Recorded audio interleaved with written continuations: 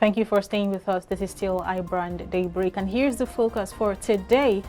Following last weekend's invasion of the Oyo State Government House by Yoruba Nation agitators, governors in the southwest geopolitical zone have made moves to quell any insurrection in the name of agitation. And of course, the agitators had invaded the government house following the declaration made by Modupe Abiola Onitiri, a wife of late Chief Moshood Kashimao Abiola, the acclaimed winner of the June 12, 1993 presidential elections. Ms. Onitiri, who is outside Nigeria, had in a viral video pronounced herself president of a new sovereign state known as Yoruba Nation. Prominent Yoruba Nation agitators, Chief Sunday Adeyemo, popularly known as Sunday Igboho, and Chief Banji Akintoye had disowned her while calling for her arrest. The Southwest states are, however, not taking the threat lightly, as they have warned against any form of agitation or attempted overthrow of democratically elected governors in the region. The Oyo State government has described the attempt of some Yoruba Nation activists to take over the state secretariat as a treasonable felony. And to have this conversation with us this morning is Mr. Ganiyu Kayode Balogun. He's a public affairs analyst. Good morning, sir. Thank you for joining us. Good morning. Thank you for having me. Okay, let's start this way. The governors of the southwest region of Nigeria have come out to say that they do not support this new movement, as we may want to call it, and they have stated how serious they are taking the threat. First of all, I'd like to, feel their pulse through you. How serious is this issue as it regards the entire Yoruba nation? Well, thank you very much. The first thing you have to understand is that there will always be fringe elements in any zone, whether it's the southwest or south or the north. The job of the governors is to ensure that these fringe elements don't become part of the mainstream. And that's what the governors are trying to do. The rhetorics that led to these attempts by these misguided young men is essentially a failure of intelligence. Because I'm sure that they've never hidden the facts that this is what they believe in. They are all over social media, and people are well aware of the instigators of the particular agenda. Maybe not this particular one, but the general idea of a Yoruba nation. Basically, the creation of people like Professor Banji Akintoye and Chief Sunday Adeyemo. So I'm glad that they quickly came out to disassociate themselves from this banality, because that's what it is. Going to the Oyo State Secretariat to take over the House of Assembly is not only ludicrous, it's also the highest level of naivety. Because if you know the structure of the Oyo State Secretariat, you know that it's impossible for you to achieve whatever you want to achieve within the confines of the structure that you want to take over. It's not an isolated House of Assembly like that of Lagos. It's part and parcel of a big, almost one or 10 acres structures, housing the House of Assembly, Governor's House, House of Chiefs, and the various ministries. How you want to do that on a working day with 10 people is what makes the thing delusional. Okay, this issue, it has lingered for a period of time now. Say within the month of April that we are in right now, even though the idea, like you said, has been around for a while now, with the likes of Sunday Igboho, spearheading it to another level. However, this name is new. I'm talking about the Ms. Modupe Abiola Onitiri. She is outside the country. Actually, it's Modupe Onitiri Abiola. Oh, okay. Thank you for that. Onitiri is her maiden name. Thank you so much. She orchestrated this attack on the Oyo State House of Assembly. Some persons have compared what she's doing to what is happening in the southeast of Nigeria with this guy in Finland. And the question out there has been, is this going to be the new movement now? Should we be expecting somebody from the north to also come out and probably be somewhere in the world orchestrating such chaos and, you know, ruining the plans that Nigerians have to move themselves forward? Do you see, is that what this is?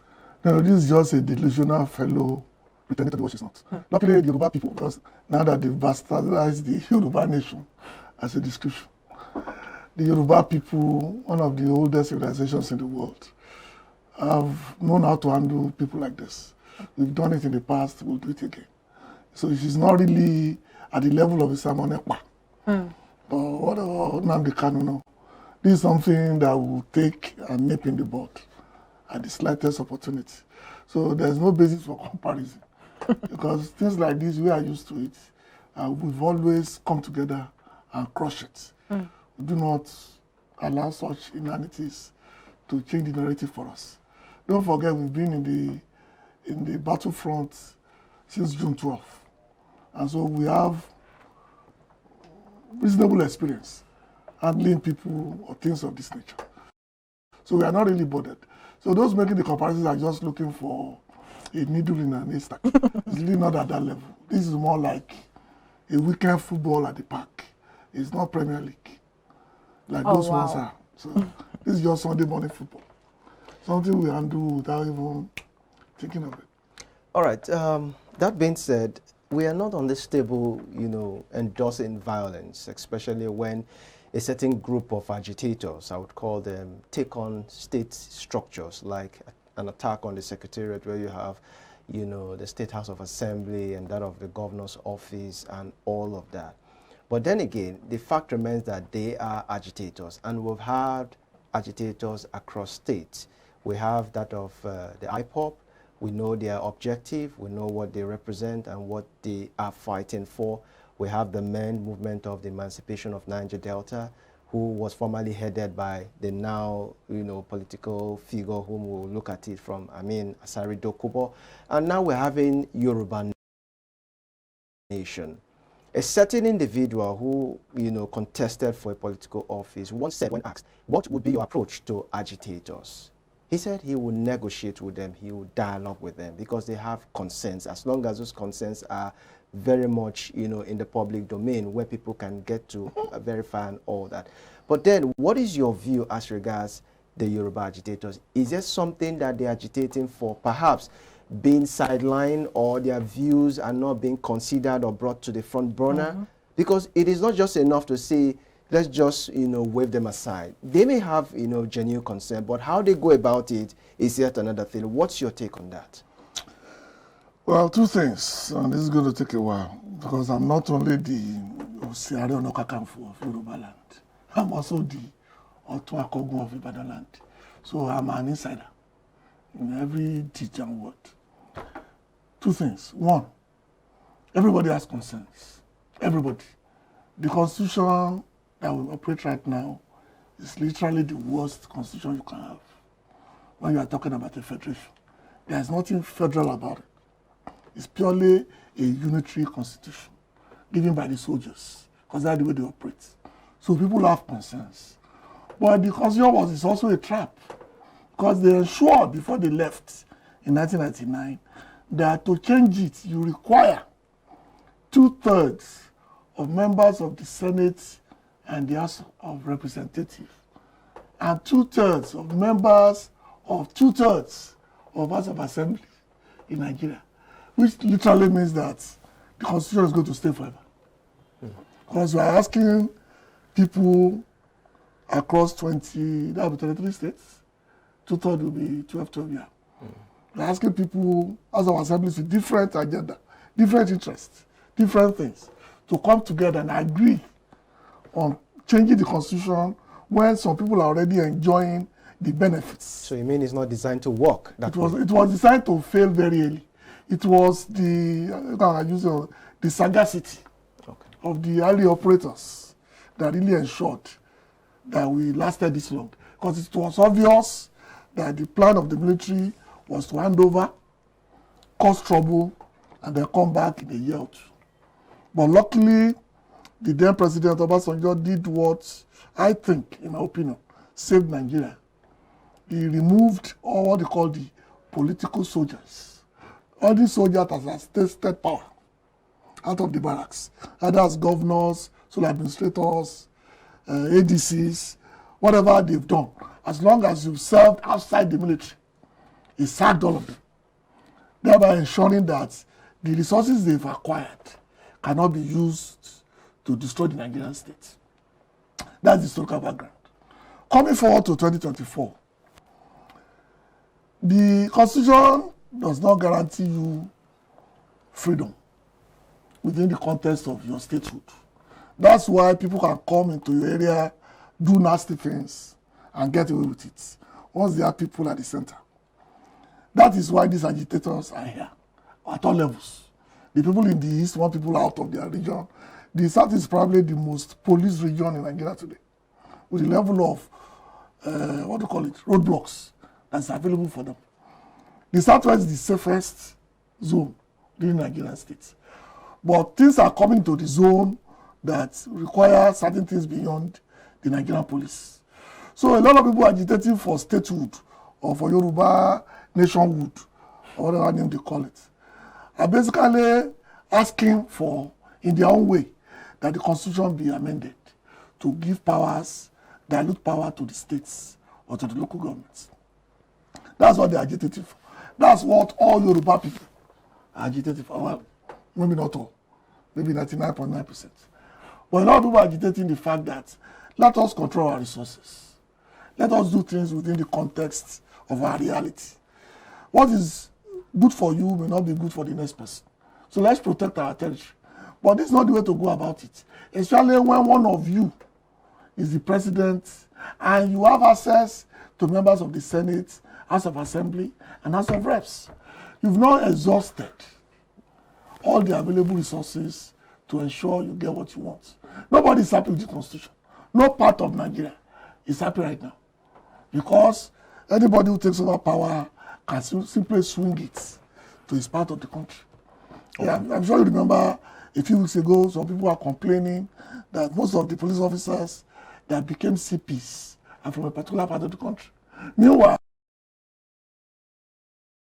barely 4 years ago, all the CPs, about 90% of them, came from another part of the country. So that's why it is very necessary that we do something about the Constitution.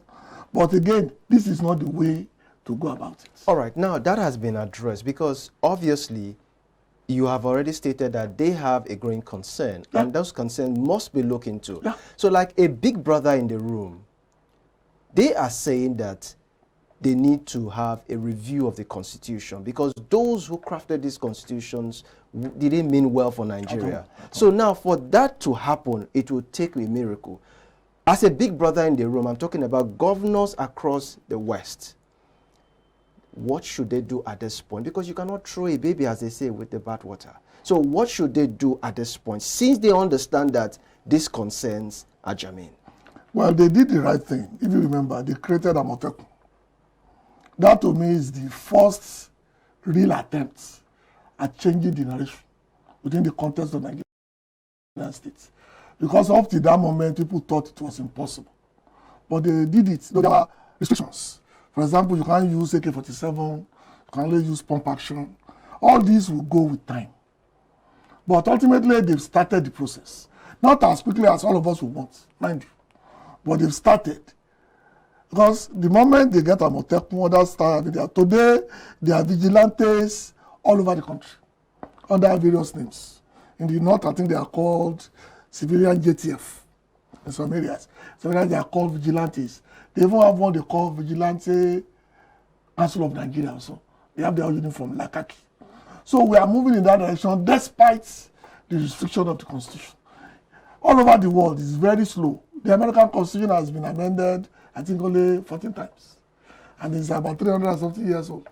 It's not easy to amend constitutions. Okay. They put those roadblocks there, so there will not be frivolous amendments down the line. Okay. But having done that, you and I know that within the Nigerian states, it's going to be very difficult to have 24 states agree on a particular element for them to change the Constitution. That being said, Nigeria, as it were, to many is not holding anymore. The center can no longer hold. Therefore, the rise for agitators across the states. Do you think at this point, a one Nigeria might not work? What might work in some person's view would be a union, kinda. We have the United Kingdom. We have the United States. I think to many, they feel that is the best way to go. Now, what is your view about referendum? That's number one.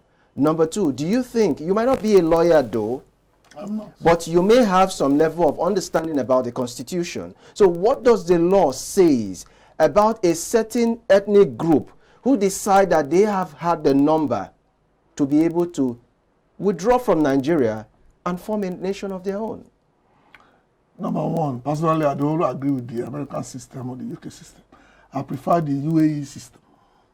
Tell us about it. The UAE, of course, there are 13 Emirates. Okay. One of them is Dubai. Most people don't know Dubai is not a country. It's just an Emirates under UAE. And then they have other people like the other Emirates that are very popular. But Dubai, of course, overshadows all of them. And basically, it's a union where you have total control of your assets. They have their own airlines. That's why you have Etihad. Most people don't know Etihad is basically the airline of a particular Emirates within the UAE. Just like Emirates itself, the airline is just the Emirate of a particular Emirates. It's not the airline of the entire United Arab Emirates. So that's what will work for us, where everybody within the Nigerian states, more like a customs union, where you control yourself. The Southwest will have their own businesses, will have their own Supreme Courts. Do they have to float their own currency? No. There will be a central currency. There will be a central military command. All right. And there will be a central external affairs. Okay. They will work as a country. But every other thing is within your rights. Okay. That means if you are talking about the South, people keep forgetting that until the military came, our constitution in 1963, the independence constitution, was basically based on the formula of 50, 30, 20. You can go back to that. That means the resources you have, you keep 50% of it. You transmit 20% to the center. 30% will now be in a trust for those areas who are not as comfortable as you are. Let's say you want to build a road, you can't afford it. You tap into that fund to do that. So 30% will be for everybody, but you don't touch it until everybody agrees that you need that money. But 50% of whatever you make, you keep. So that means somewhere like the Southwest now, Nigeria most prosperous area. Let's say they are generating an income of, let's say, 1 trillion. That means they will keep 500 billion. They will take 300 billion to that trust, and they will give federal government 200 billion to run its own services. It was working. That's why people were competing. That's why they were building TV stations, building stadia, building businesses. Because there was competition among religions. That's what we need to go back to. It may not work at that level because a lot of people have created their own chiefdoms. Somebody who has power in Lagos may not want to obey Ibadan. Somebody in Akure may say, no, I don't want to obey Ibadan. Or somebody, you understand? But even that can become accommodated that states can do the same thing to the region.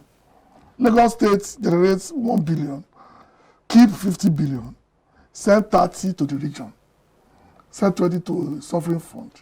And then you now take it like that as a region, the same formula, and take it to the center. That's the best way to run Nigeria. Everybody will be happy.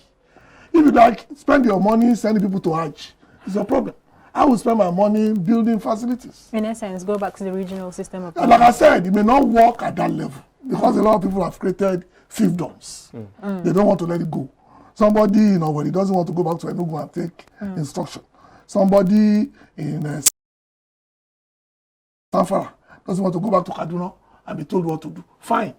We can apply the same thing down to the regional level. Every state, bring whatever you generate in your states, keep 50%. Send 30% to the fund, send 20% to the region. The region will now put that together.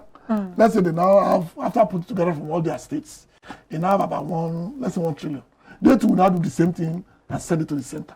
All right. That's the best way for Nigeria. So everybody will feel in control of their area, then you can now make laws that you don't want certain things. You can now say you must cover your head, or you must wear that cushion share thing every day. So that's the way it works. We know the answers. It's the political will to make the difference that we lack. The political will to make the difference, that forms my next question as we round off. If you can answer me this in like 3 minutes, then we can call it a wrap. Agitation it has reared its head in several, political zones, geopolitical zones in the country, at least in the last decade, if we should start counting it from there. Oh. Right. Since 1994. I'm just saying. This for almost that's 30 years. I'm saying let's give it a time frame, right? Let us assume by 1994 we were under military rule, so we didn't really have a lot of freedom to express ourselves as we would be able to do now, and that's why people like this lady in the abroad can decide and just show up knowing that she has freedom of expression and all of that, right? So I'm trying to peg it at a decade ago. Okay. Now, while pegged it there, you, in your area submission, you did mention how that it is a tad difficult to have a constitutional review and a change of things because of the way this constitution has been constructed and put together. If the prime purpose of the Nigerian government is to make sure that the security and the welfare of the people, that's their only purpose. Good. Our security has been threatened for a very long time now. It keeps getting worse, right? The welfare of the people is in shambles. Do you not think that this is a time to start actually purposefully and intentionally looking towards this constitutional review, referendum, and all the other Englishes we like to use and describe it? Because it's looking like we're heading to doom at this point. The economy is not making progress. The people, even to the lowest level, are not making progress. Nigeria continues to recede in the scheme of things globally. And this is a challenge that starts from home. Things are not working. You don't think that this is a time, like people like you who are in these kinds of positions, you're closer to the grassroots, you're closer to the region, start having these conversations and start bringing it forward. We have only 3 minutes, so this is something that will take the entire day. But let me tell you something. The Constitution has been reformed many times. They are tidbits. They are not really that big. For example, 2 years ago, the federal government allowed states to now run railways and to generate their own electricity. Most states have not done anything about it. I can give you examples of things that have been considered to the states that people have ignored. It doesn't mean that we change the constitution tomorrow, the thing will automatically become utopia. I just want to get that out of the way. But having said that, what we really need to do is what I've said. Because according to you, it should be today. No, the constitutional review should be yesterday. Today we'll be talking about reviewing that review. Because some things we will do that will not work. And we'll not say, okay, at that point, that's what we thought was the best. But now we've done it for 3, 4, 5 years. We need to think about it a little bit and then take it forward. So that's what we need to do. I agree with you totally, but it's not really as bad a picture as you are painting. Nigeria is one of the best economies in the world. The thing may not have trickled down to the level that we want. But I just came back from the US barely a month ago, and I know we are doing extremely well. Not maybe as good as we ought to do. Not everybody will agree with you. No. I'm not talking about individuals. I'm talking about as a country. Like I said, I admit the thing that's not trickled down. Because it's trickle down effect that you're talking about. Because it's one thing to have a very good economy and you don't feel it in your pockets. That's the point. I understand. But as a country, we are doing relatively well compared to where we were 3 months ago. But to trickle down is the problem of our nation. A lot of people will corner the benefits and keep it at that level instead of allowing it to come down. Because somebody told me the dollar came down, I said, fine. And I said, why are you still selling this? And he said, it is old stock. And I told him, I said, old stock will last 3 months. The dollar's recovered now for about a month. When I go to get your new stock, we are the worst enemies of ourselves. The government may have issues, but a lot of us are exploiting our vulnerabilities at this level. And that means the answer. Because ultimately, there's nothing better than a big united Nigeria, but within the context of everybody doing their thing their own way. All right. Thank you so much for your submissions. I will really appreciate your time. It's actually unfolding. Hopefully we'll get the opportunity to keep talking about these issues. That means having you again in the studio. Okay. I said okay. All right, and this is where we draw the curtain on this segment. When we return, it will be time for social media buzz. Do stay with us.